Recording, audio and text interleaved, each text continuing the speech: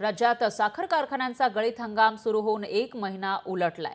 काही कारखान्यांचा अपवाद वगळता कुठल्याच कारखान्याचे ऊस दर जाहीर झालेले नाहीयेत। त्यामुळे हिवाळी अधिवेशनामध्ये सरकारने ऊस दर जाहीर केला नाही तर ऊसाला कोयता लावू देणार नाही असा इशारा ऊस उत्पादकांनी दिलाय। पाहूयात त्यावरचा हा रिपोर्ट।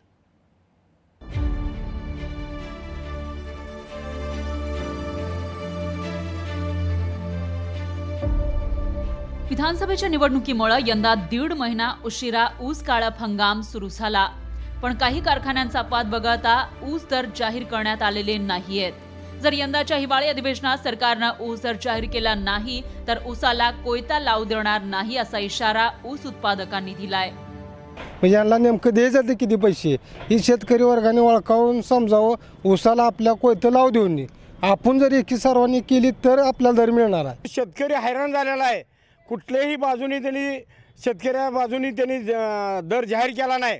एक थेंब रक्ताचा टाकून त्यामध्ये आम्ही शेती करत असतो आणि अद्याप ऊसाला दर जाहीर नाही तर आम्ही शेतकऱ्यांना करायचं काय? राज्यात साखर कारखान्याचा गळीत हंगाम सुरू होऊन महिना उलटलाय, पण ऊस दराची कोंडी सुटलेली नाही। त्यामुळे शेतकऱ्यांना ऊस दर जाहीर होण्याची प्रतीक्षा आहे। आता सरकार हिवाळी अधिवेशन संपेपर्यंत या शेतकऱ्यांची मागणी मान्य करणार का याकडे ऊस उत्पादकांच्या नजरा लागल्यात। अभिराजू बाळे, लोकशाही मराठी, पंढरपूर। लोकशाही मराठी ऐका, पहा, जागरूक रहा।